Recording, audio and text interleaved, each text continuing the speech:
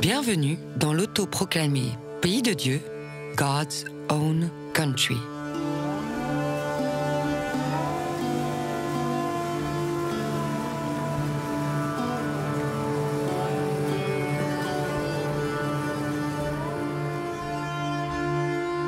Le Kerala, ce petit État situé au sud de l'Inde, est un endroit à part.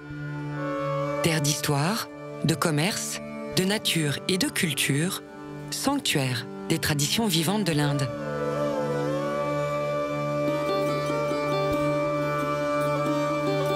Le Kerala est riche, prospère et paisible. Il revendique 100% d'alphabétisation, une parité presque parfaite et un engagement écologique ancestral. Il serait donc le pays de Dieu.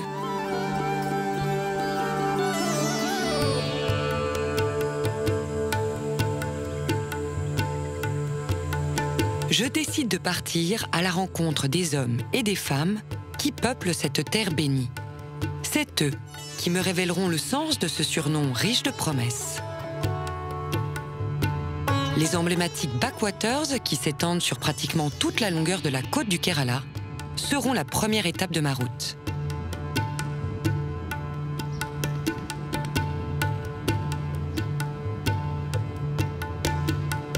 Je prends donc le bateau traditionnel de la région, le Kethuvalam, pour rejoindre la ville d'Alapay.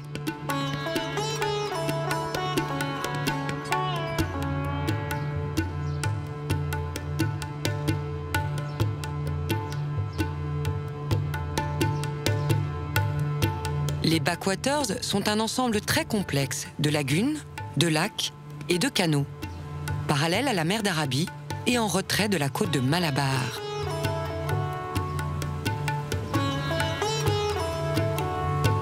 Cet important dédale aquatique, appelé la Venise verte de l'Orient, constitue une formation géologique unique et servait de tout temps au transport des marchandises.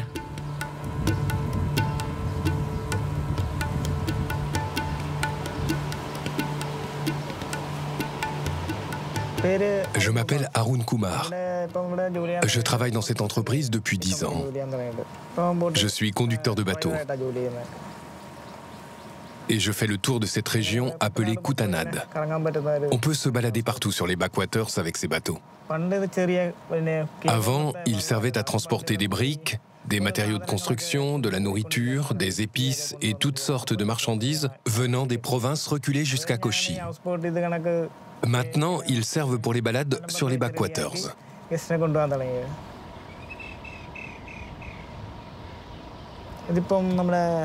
Ici, on est sur le lac Venbanad, le plus grand lac du Kerala.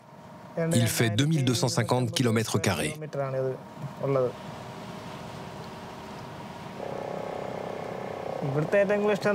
Ce que j'aime le plus ici, c'est qu'on peut pêcher autant qu'on veut. J'aime beaucoup cet endroit, qui est vraiment magnifique.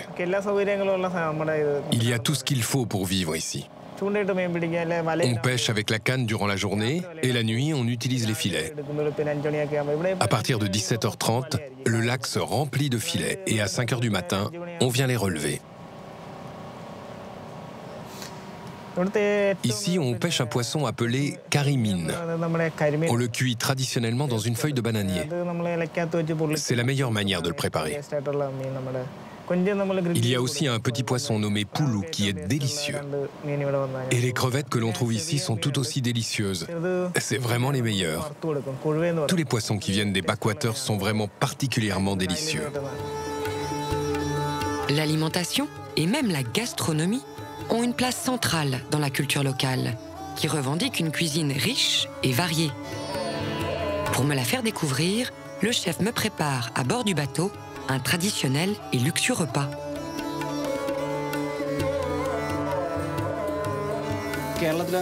Dans la cuisine du Kerala, on utilise beaucoup les graines de fenouil, la menthe poivrée, le gingembre sec et en poudre, le piment rouge, la coriandre en poudre, le curcuma, le fenugrec, toutes les épices. Moi, ce que je préfère, c'est faire revenir les épices dans une poêle, puis ajouter du lait de coco. C'est avec le lait de coco que les épices révèlent toute leur saveur. En plus, ça sent tellement bon.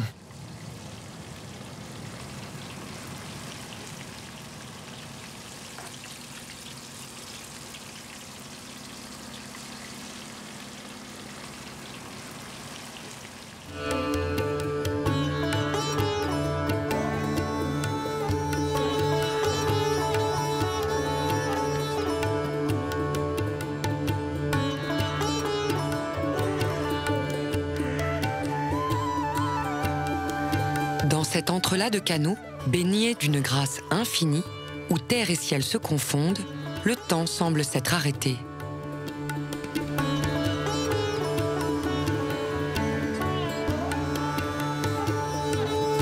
Au fil de l'eau, j'arrive à Alapay, où de nombreux centres de soins de la médecine locale dite ayurvédique bordent les canaux. Dans cette science ancestrale, les épices jouent aussi un rôle central, mais cette fois-ci, thérapeutique. Bonjour, bienvenue au centre de massage ayurvédique Keralayam. Suivez-moi pour une séance de massage.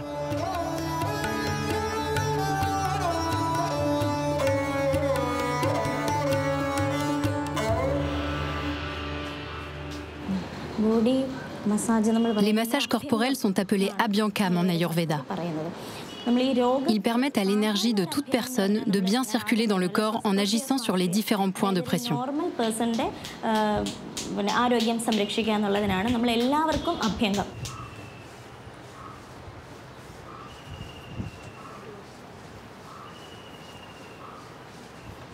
Ici, pour soigner le patient, le corps est traité dans sa globalité.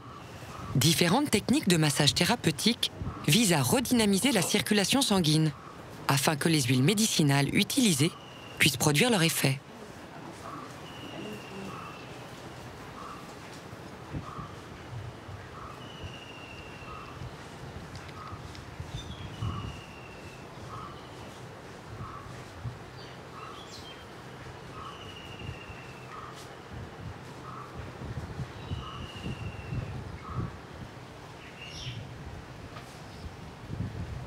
Autre technique, les plantes et épices médicinales sont enfermées dans un tissu qui est chauffé avant d'être appliqué par tapotement sur le corps du patient, en suivant le réseau musculaire et selon une science bien précise.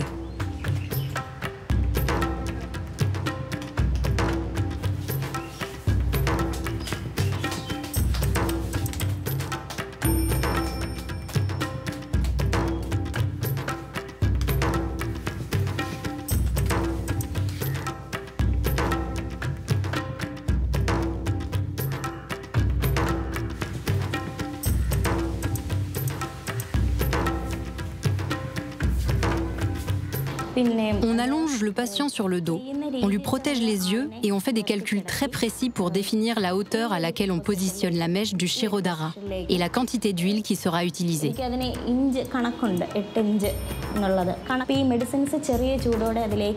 Les huiles médicinales sont chauffées et mises dans une jarre au-dessus du patient. Ensuite, le liquide s'échappe par un petit trou en dessous. Même si l'huile coule uniquement sur le front, le troisième œil, c'est tout le corps qui en ressent les effets.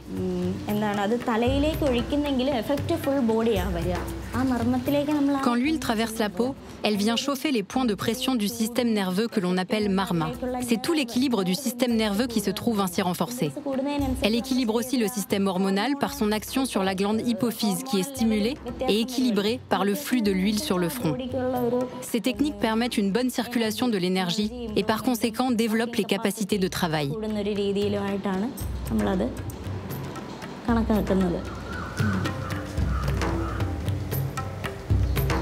En Ayurveda, on dit Swastasya Swasthya Rakshanam, Aturasya Roga Nivaranam. Ça veut dire que l'objectif de l'Ayurveda est double, préserver et entretenir la santé de ceux qui sont en forme. C'est une question d'harmonie. Tout homme a la possibilité de mener une vie saine et équilibrée. Et deuxièmement, pour les personnes qui sont malades, l'Ayurveda peut les soigner en recréant l'équilibre naturel. La médecine ayurvédique vise l'harmonie du corps et de l'esprit et est basée sur les Védas, un ensemble de textes et de coutumes orales indiennes vieilles de plus de 5000 ans. En sanskrit, la terminologie Ayurveda se décompose en 2 mots, Ayur et Veda, qui se traduisent littéralement par vie et science. L'Ayurveda est donc la science de la vie. Partant de ce principe fondateur, cette médecine traditionnelle inscrit l'être humain comme étant un élément de l'univers, au même titre que le sont les 5 éléments suivants, la terre, l'eau, le feu, l'air et le vide. L'Ayurveda considère toute la faune et la flore comme des éléments de médecine. Dans notre science, tout ce qui pousse sur cette planète peut être utilisé comme un médicament.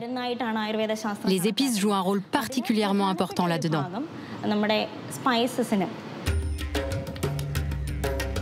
Et si la médecine ayurvédique trouve ses racines au Kerala, c'est qu'elle a su puiser dans les richesses de son territoire, qui produit de très nombreuses épices d'excellente qualité. Sébastien, un jardinier ayurvédique 100% naturel, m'emmène dans son jardin pour me présenter ses plantes. Ici, j'ai différentes sortes d'épices et de plantes. J'ai plus de 200 espèces de plantes. Et les épices que je cultive sont de très bonne qualité. On comptabilise 52 épices. Et en Ayurveda, on utilise ces 52 épices. Toutes les plantes que je cultive sont destinées à un usage ayurvédique, que ce soit des épices, des herbes ou des fruits.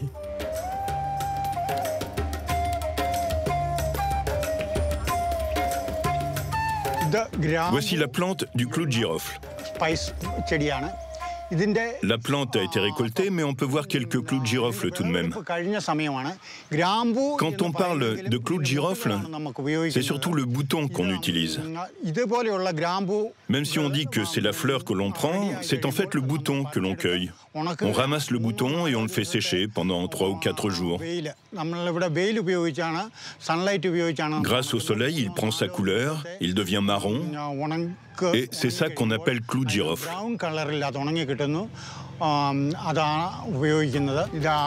Il est utilisé aussi bien comme un médicament que comme une épice dans la nourriture.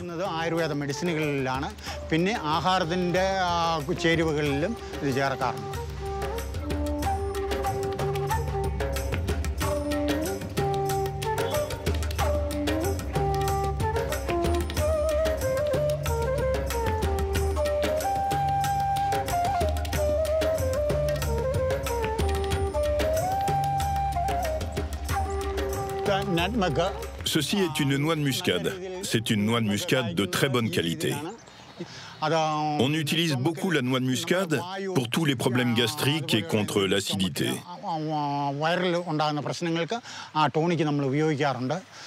Et sinon, on utilise aussi la noix de muscade en cuisine. Maintenant, on va aller voir notre épice la plus importante, le curcuma.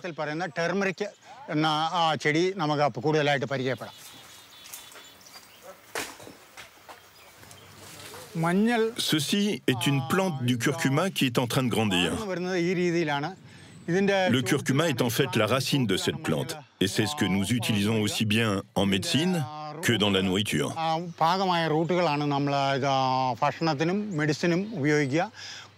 En médecine, le curcuma est un excellent antipoison. C'est souvent comme ça qu'il est utilisé. Quand vous vous faites piquer par une araignée, un serpent ou par n'importe quel insecte, on utilise du curcuma mélangé à d'autres feuilles pour soigner. Avec la racine du curcuma et certaines feuilles, on fait une pâte et on l'applique sur la plaie.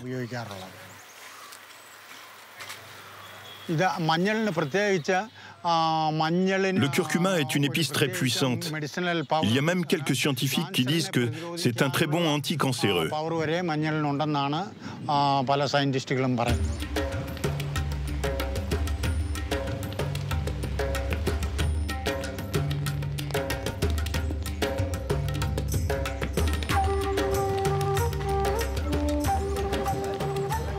Aroma Spice Garden board. Tous les visiteurs qui viennent visiter ce jardin et qui veulent acheter des épices peuvent se rendre dans ce bâtiment qui vend toutes les épices. Dans la médecine ayurvédique, on fait des shampoings, des huiles, des sirops et divers médicaments.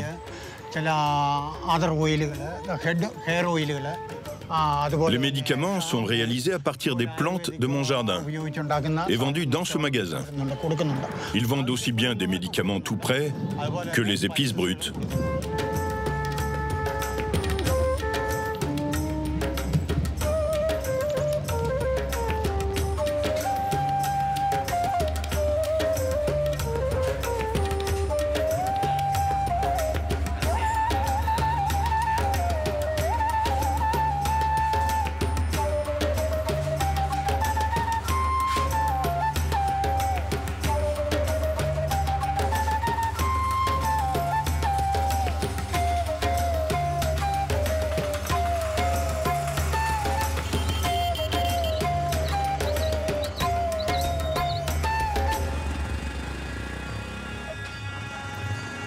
Autre discipline locale où l'harmonie du corps et de l'esprit est un art à part entière, le Kathakali.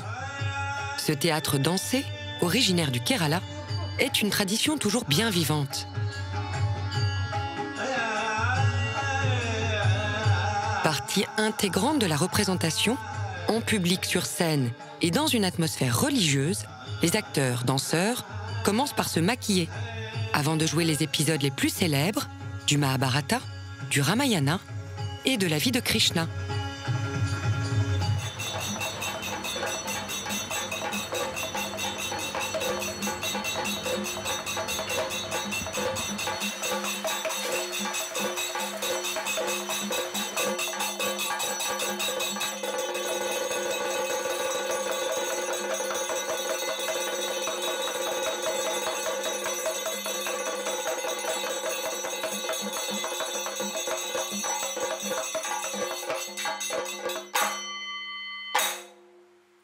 Au rythme des musiques et des chants traditionnels, le Kathakali est une combinaison spectaculaire de drame, de danse et de rituels religieux.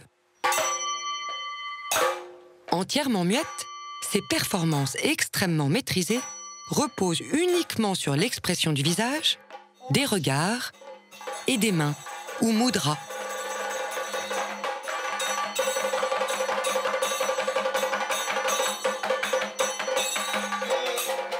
La mudra est une position codifiée et symbolique des mains et constitue une grande partie du jeu des acteurs.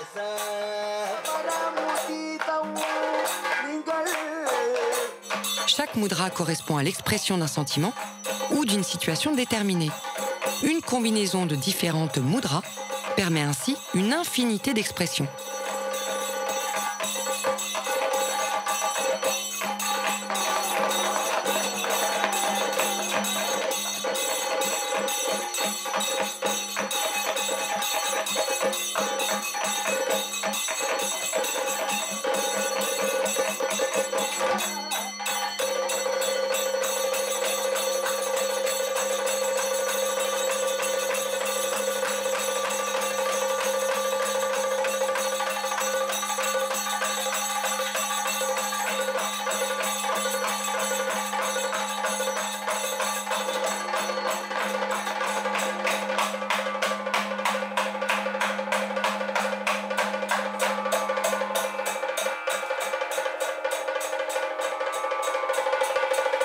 Comme dit le maître de Kathakali à son élève, où va la main, va le regard, où va le regard, va l'esprit, où va l'esprit, va l'âme, où va l'âme, là est l'émotion.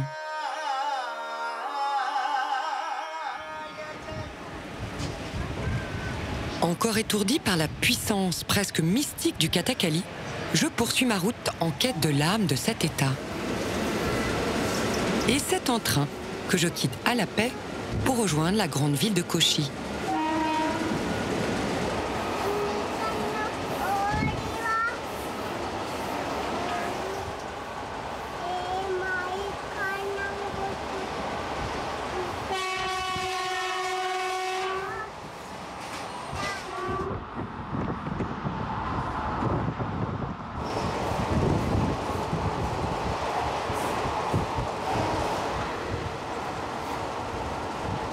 rythme des paysages qui défilent, je me laisse bercer par la douce torpeur du trajet, avec les hommes, les femmes et les enfants qui peuplent cette belle région, fière, riche et surprenante.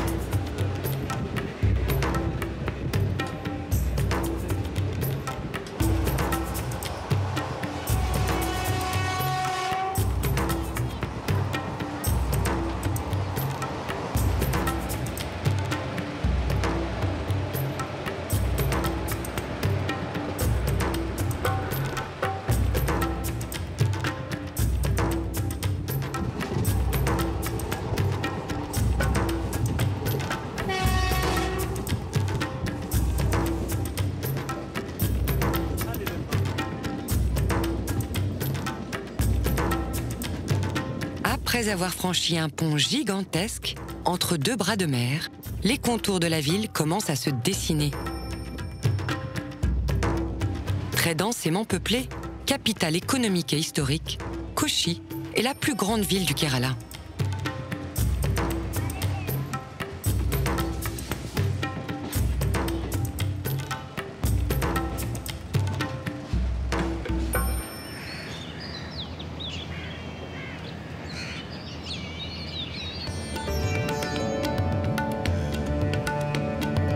Construite sur une péninsule, cette ville tentaculaire se déploie sur plusieurs îlots entremêlés, entre lesquels le balai des bateaux est incessant. Face au bras métallique du port de Kochi, le plus grand port indien, se situe la principale attraction touristique de la ville, témoin d'un autre temps, les carrelets chinois. Cette technique de pêche, largement tombée en désuétude, fut introduite par les Chinois au XIVe siècle.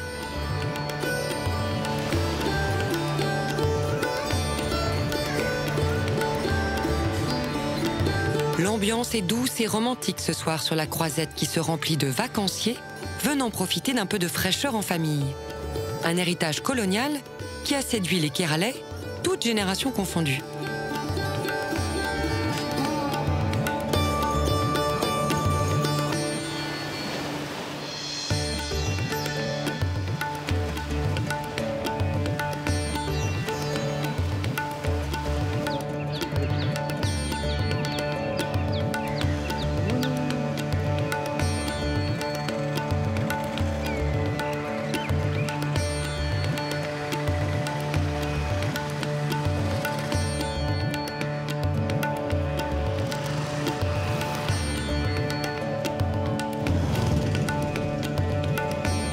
Je décide aujourd'hui de sillonner cette ville multiculturelle à bord du traditionnel rickshaw. Synagogue, église, mosquée, temple hindou, toutes les religions se côtoient et cohabitent parfaitement. Réputation que mon chauffeur est fier de me faire découvrir. On est actuellement dans un quartier musulman, avec des gens de l'État du Gujarat. Dans le quartier de Matancheri, c'est très différent. Toutes les religions sont mélangées. Musulmans, hindous, chrétiens, jaïns, et il y a aussi des bouddhistes. Je vous montrerai ça tout à l'heure.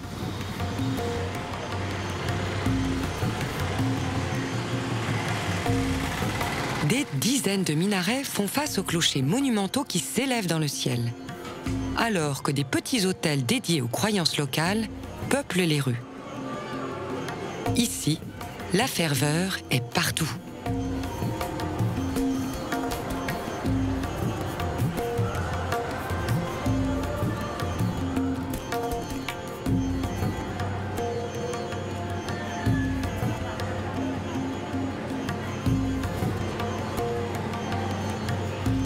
Et au cœur de Fort Kochi, curiosité locale, les ruelles pittoresques de la ville juive, Jewtown, offre les vestiges d'une communauté juive autrefois très importante.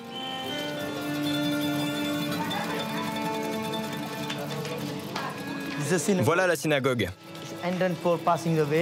La synagogue de Paradésie, édifiée en 1567, demeure la plus ancienne du Commonwealth. Beaucoup sont partis en Israël vers 1948. À Kochi, il ne reste plus que 3 juifs. Elle s'appelle Sarah Cohen et sa famille est arrivée d'Irak il y a plus de 500 ans.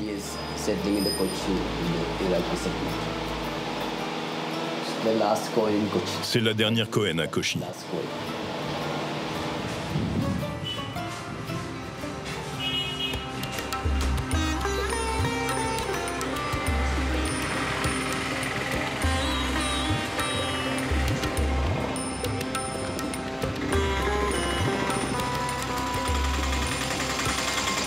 On y va?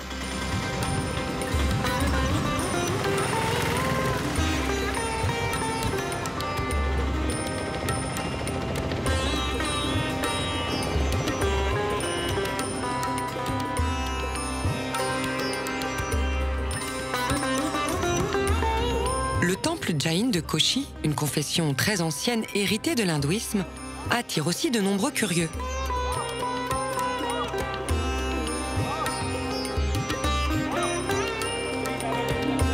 Tous les jours, vers midi, des nuées de pigeons s'ébattent sur la place pour le traditionnel repas des oiseaux. Le jaïnisme prône la non-violence, le respect absolu de la vie et accorde la même valeur à chaque organisme vivant. Particulièrement respectés au Kerala, les Jains ne reconnaissent aucun dieu suprême, sauf la conscience humaine.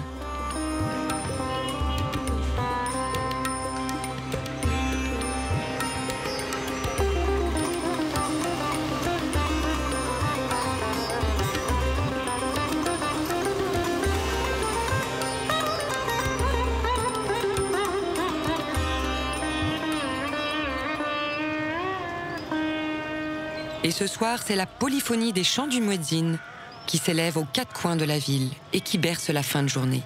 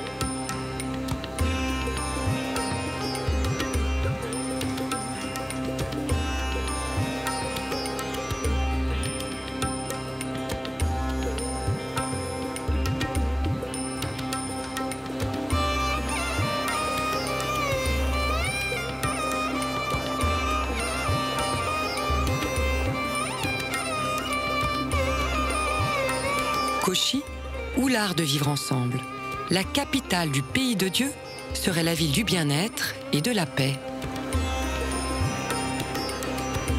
Une sensation qui me laisse rêveuse ce soir sur les plages animées de Fort Kochi.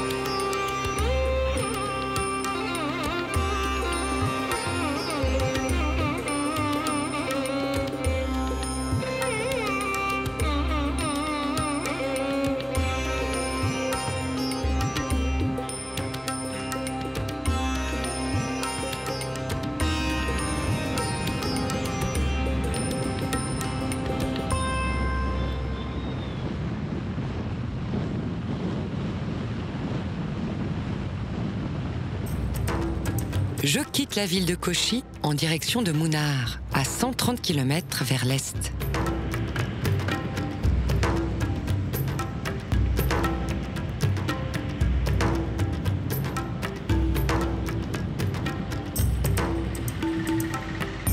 Situées à environ 1600 mètres d'altitude sur la chaîne de montagnes appelée Ghats occidentaux, les collines de thé de Munnar sont elles aussi une des images emblématiques du Kerala.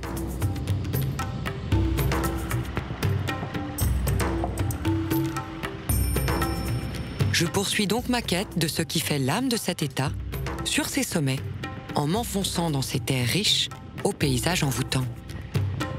Munnar est un immense jardin de thé, d'un vert vibrant, qui déroule ses douces spirales sur une multitude de collines sculptées de théiers. Et pour en savoir plus, je suis invitée dans le plus grand domaine de la région. La particularité de cette plantation est que c'est la plus ancienne de Munnar.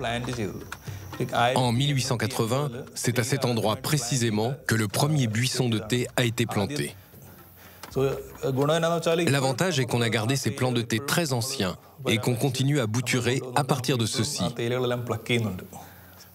C'est pour ça que ce thé est vendu comme un thé d'héritage. La durée de vie d'un plant de thé peut aller jusqu'à 150 ans, durant lesquels tous les 12 à 15 jours, on ramasse les nouvelles feuilles. Autrefois, on récoltait à la main. Maintenant, on fait de la récolte mi-manuelle. Il n'y avait plus assez d'employés, donc parfois on utilise cette solution intermédiaire. C'est ce que vous voyez derrière moi.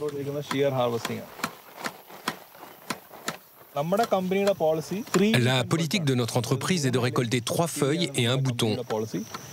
On veut donc 3 feuilles et un bouton. C'est notre objectif. Il y a certaines entreprises qui font du 2 feuilles et un bouton, ce qui est une forme de cueillette un peu plus fine. Mais en Inde du Sud, la plupart du temps, on fait du 3 feuilles et un bouton, parce qu'on recherche la quantité autant que la qualité. Ça, c'est 3 feuilles et un bouton.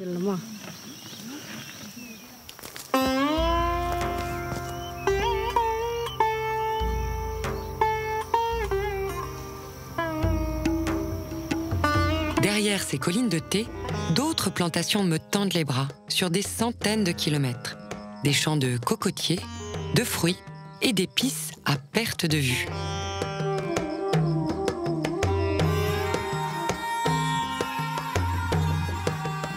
La prochaine étape de ma route se situe plus au nord, au Wayanad, dans une nature toujours plus dense, puissante et généreuse, appelée le paradis vert du Kerala. Au fin fond de la forêt, je vais rencontrer le représentant d'une tribu ancestrale, très liée à la terre et au poivre, l'or noir de la région.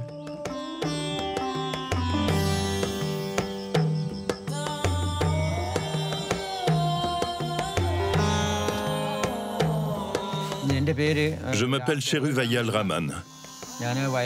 J'appartiens à une communauté tribale du Wayanad. Je suis agriculteur depuis des générations. Vous voyez, ça c'est une liane de poivre. Venez. Cette variété s'appelle Panyurwan. Celui-là n'est pas originaire du Wayanad. Celui-là, en revanche, est originaire du Wayanad. Cette espèce s'appelle Karingota. Elle est originaire du Wayanad. C'est le meilleur poivre du Wayanad. Il donnera beaucoup plus à la récolte. C'est un poivre lourd et très productif. Pareil pour celui-là. On coupe la liane, on la fait bouturer et on la plante. Dans les années 80, la plupart des poivres du Wayanad ont été détruits. Presque tous ont été détruits vers 1987.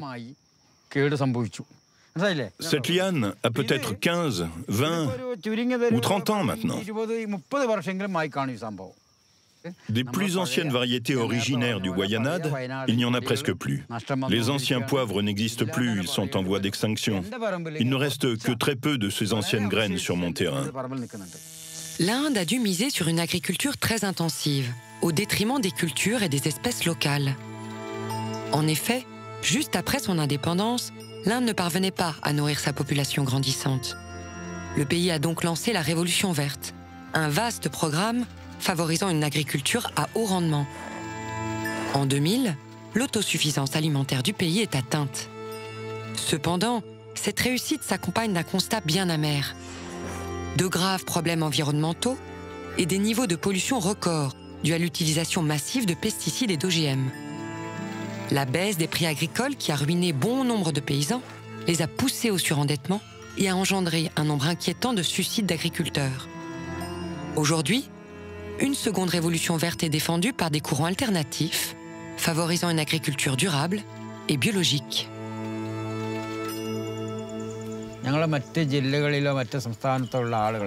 On appartient à la région du Wayanad depuis plusieurs générations.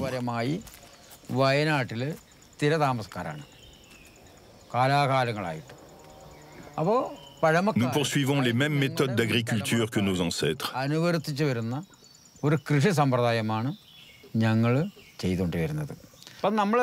Nous faisions de l'agriculture et on récoltait les produits de la forêt.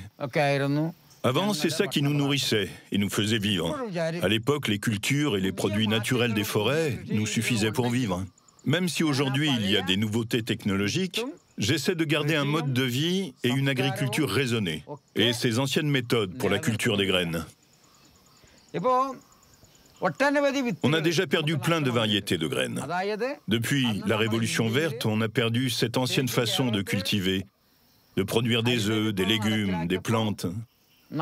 Et on a perdu beaucoup de graines anciennes, en particulier au Kerala. La viande, le poisson, les œufs, les légumes, tout a été pourri depuis la Révolution verte. Tout ce que la nature nous a donné en cadeau, on a tout perdu. Tout ce qui était originaire du Wayanad, une grande richesse naturelle, nous l'avons perdu. C'est pour ça que je veux protéger ces graines. Et je suis très content. Parce que tout ça, les graines et les connaissances dont j'ai hérité, je vais les transmettre aux générations suivantes.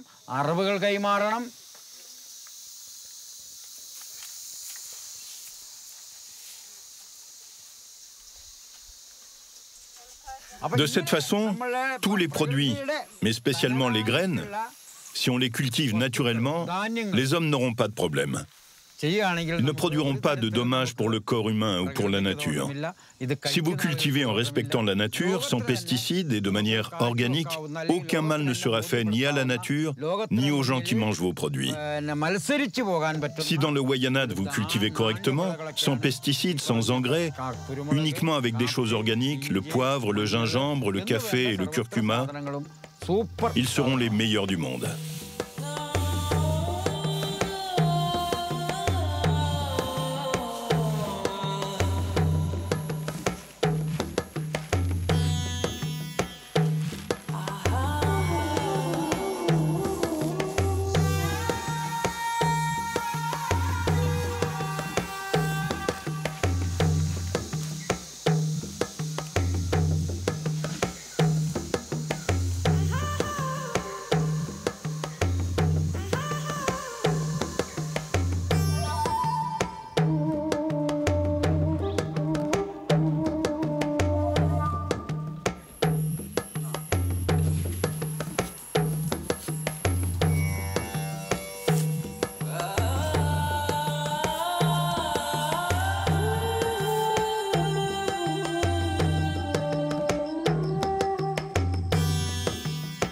Le Wayanad est une terre prospère et abondante, qui jouit d'un climat et d'une biodiversité exceptionnelle. Les qualités de cette région et de ses précieuses épices n'avaient pas échappé aux grands explorateurs du monde entier. C'est Vasco da Gama qui fit découvrir en Europe les richesses du Kerala et notamment ses épices. Après la découverte de l'Amérique par Christophe Colomb pour le compte de l'Espagne, le roi du Portugal charge Vasco da Gama d'ouvrir la route de l'Inde. Le navigateur part donc le 9 juillet 1497 à la tête de 3 navires et 200 hommes d'équipage. En novembre, il affronte le cap de Bonne-Espérance, également appelé Cap des Tempêtes, à cause des conditions maritimes extrêmes qui l'entourent. Vasco de Gama arrive en Inde, à Calicut, 1 an après son départ du Portugal. Il y fonde le premier comptoir portugais en Asie pour le commerce des épices.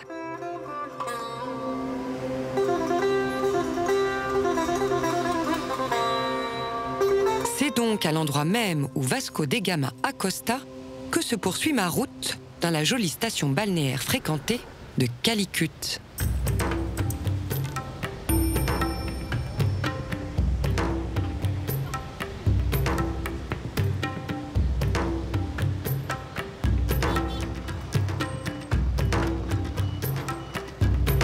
La cité des épices, comme on la surnommait au Moyen-Âge, s'appelle désormais Kozhikode. Deuxième ville du Kerala, elle continue d'être un centre de commerce florissant sur le plan national et international pour le négoce des épices. Et c'est dans cette rue animée, surnommée Grand Bazar, que tout se joue.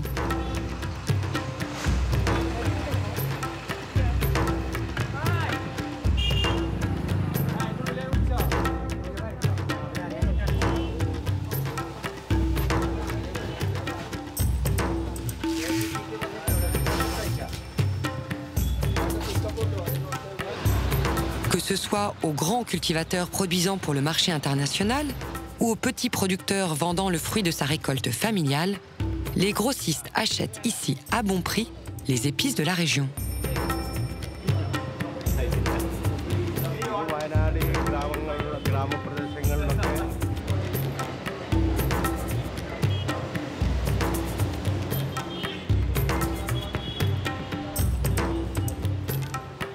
Calicut est aussi gourmande et réputée dans tout le pays et bien au-delà pour ses pâtisseries. De toutes les couleurs, de tous les parfums et de toutes les formes, ces confiseries sont appelées halva. À base de sucre, d'épices, d'huile de coco et de fruits secs, ils sont une vieille tradition héritée des Turcs et des Arabes qui venaient au Kerala pour le commerce des épices.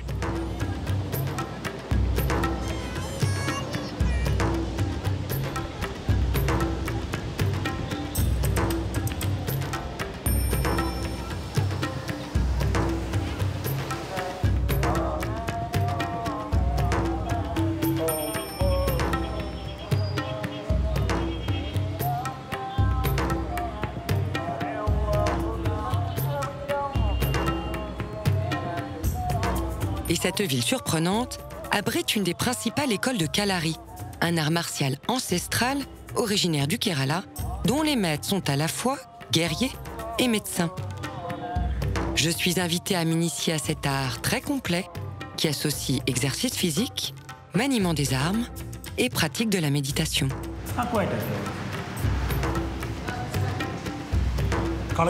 Le Kalaripayattu est un art martial ancien, originaire du Kerala. Il date du IVe siècle avant Jésus-Christ. L'histoire raconte que le Kalari est la mère de toutes les formes d'arts martiaux. Dans les temps anciens, les moines bouddhistes et les sages hindous pratiquaient déjà cette technique pour l'autodéfense. Et l'un des moines bouddhistes a créé des écoles en Inde et jusqu'en Chine, en passant par les pays voisins, pour enseigner et propager le bouddhisme. Et de là, il a appris à ses disciples les arts martiaux, qui ont pris différents noms, comme le kung-fu ou le karaté. Donc il est à l'origine de tous les arts martiaux. Et le Kalari est la mère de tous les arts martiaux.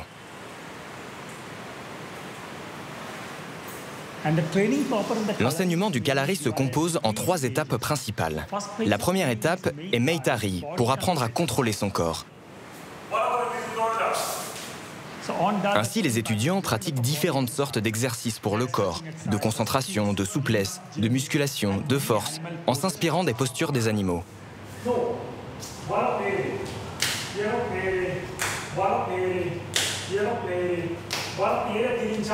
Tout ceci est la première étape de l'entraînement. La deuxième étape est le Koltari, la pratique de combat avec différentes sortes d'armes en bois.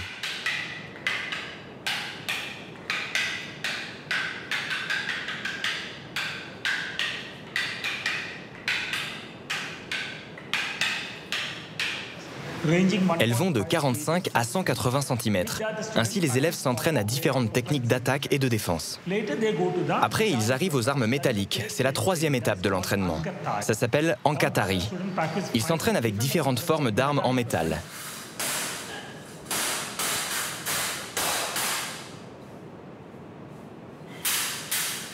Poignard, épée à 2 tranchants et bouclier, épée flexible et une combinaison de postures d'attaque et de défense.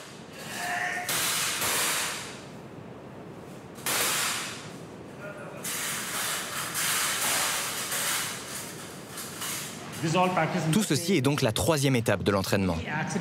De nombreux accidents arrivent durant les combats, en particulier des blessures sportives, des claquages, des fractures, des troubles nerveux. Beaucoup de choses peuvent arriver. Pour soigner ces blessures, nos ancêtres pratiquaient des traitements ayurvédiques, combinés avec des spécificités martiales. Ils fabriquaient leurs médicaments en ramassant des herbes, des feuilles et les épices de la région.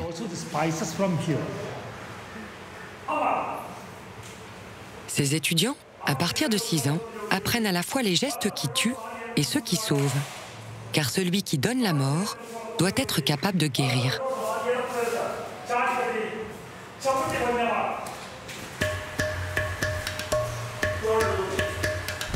Père de tous les arts martiaux, le Kalari est une recherche d'équilibre entre le corps, l'esprit et la nature.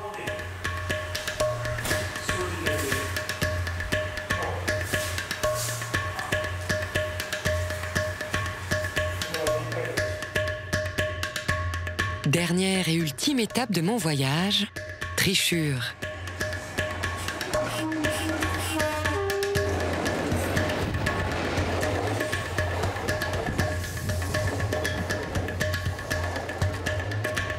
La capitale culturelle et religieuse du Kerala me réserve une surprise qui promet d'être haute en couleurs pour aboutir ma quête.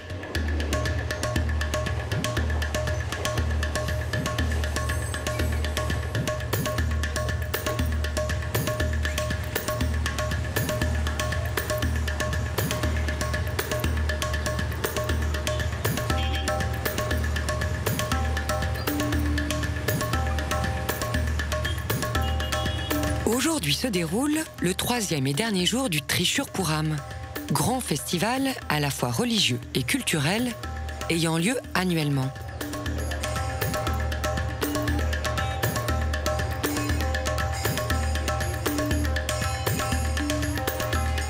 Je suis accueillie comme l'un d'entre eux dans un temple hindou de quartier alors que la cérémonie a déjà commencé.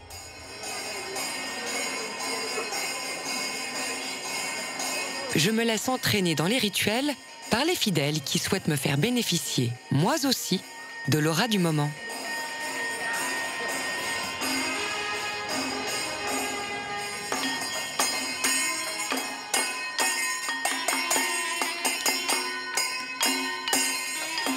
Durant le festival, dans chacun des temples de la ville, un saint pachyderme sert de véhicule à la divinité dont c'est la seule occasion de quitter l'enceinte du temple.